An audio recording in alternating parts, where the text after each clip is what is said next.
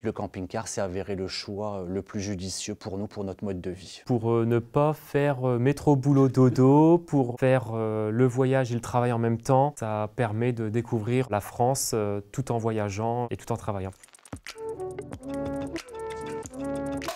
Je suis Julien, j'ai 39 ans et je suis nomade soignant. Et moi, c'est Wilfried, j'ai 34 ans et je suis également nomade soignant. Alors un nomade soignant, c'est comme le nom l'indique, on bouge partout en France au gré des demandes des structures de soins qui nous contactent.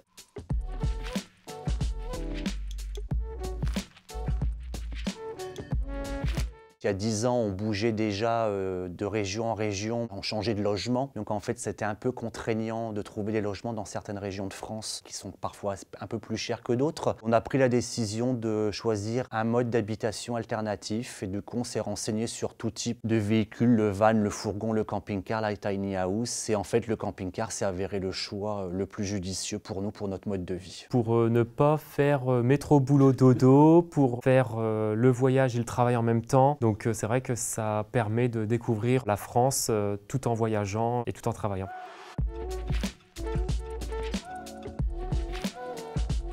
On est contacté beaucoup dans des structures, souvent en zone rurale, où l'accès aux soins il est un peu difficile et où il y a un gros manque de personnel. Nous, naturellement, on se dirige vers ces structures-là, même si, c'est vrai, on pourrait choisir des régions beaucoup plus attractives. On n'y va pas forcément, je veux dire, on va vraiment là où il y a de la demande. On est vraiment un métier à flux très tendu.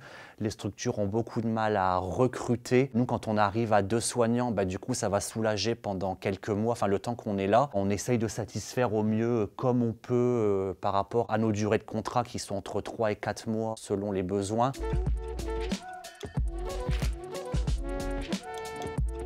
On a beaucoup de questions, d'interrogations. Je prends le cas par exemple des personnes âgées. C'est pas une génération camping-car, tout ça. Donc en fait pour eux, on vit dans un camion. Ils nous demandent, vous lavez votre linge où? Est-ce que vous avez une cuisine? Est-ce que vous avez un lit dedans? Parce qu'eux, ils se rendent pas compte en fait que maintenant on peut vivre dans un véhicule. On a beaucoup d'échanges avec eux. Ils connaissent pas. Après, ce qui est bien, c'est qu'avec les résidents, il y a aussi un échange de voyage en fait, de découverte. Par exemple, on va parler et puis on se dit, on a été à tel endroit. Ah moi aussi j'y étais. Oui, nous aussi on y a été. Après ça fait des liens et on parle avec eux, on échange, ça leur fait des souvenirs, ça leur fait plaisir. Même des fois il y a des résidents qui viennent au camping-car voir comment il est de l'extérieur.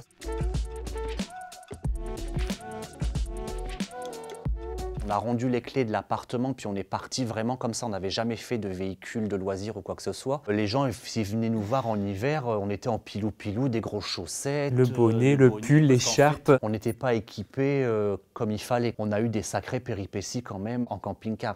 Faut pas croire que la van life, comme ils disent, c'est tout beau, tout rose comme on voit sur les réseaux. Il y a quand même une partie qui est moins drôle. Par exemple, dans le sud de la France, au niveau de Ramatuelle, on a eu un épisode Sévenol qui a duré pendant 3 jours. On s'est fait encercler par la mer, on ne pouvait pas sortir. En Alsace, des fortes gelées qui sont arrivées d'un coup. On s'est réveillé en pleine nuit, la cuve d'eau qui se vide, il faisait -4 dans le camping-car. Pas besoin d'aller à l'étranger pour voir des superbes coins et on a été très surpris de certaines régions au niveau paysage, activité, accueil. On a la Haute-Savoie, donc Annecy et ses environs. On a le golfe de Saint-Tropez. La Bretagne aussi, le Finistère que nous avons fait, on a beaucoup aimé. Après, comme on dit, on n'a pas tout vu. On a d'autres propositions de contrats dans les Pays Basques, aux Pyrénées. C'est des régions qu'on ne connaît pas. Pas du tout. Enfin, moi, personnellement, pas du tout. Et puis, souvent, les gens nous demandent « Est-ce que vous avez une date de fin ?» On leur dit « Mais non, en fait, on n'a pas là. Tant que ça continue, nous, on y va. » Le temps que ça nous plaît, le temps que ça fonctionne, le temps qu'il y a des demandes, plein de critères qui font que, pour l'instant, on continue. Prochaines années, oui. Parce que, là, on est complet jusqu'à avril 2025. Après, on a stoppé parce qu'on pouvait prolonger d'autres contrats dans d'autres régions. Mais nous, on attend de voir aussi pour nous parce qu'on ne peut pas se projeter au-delà.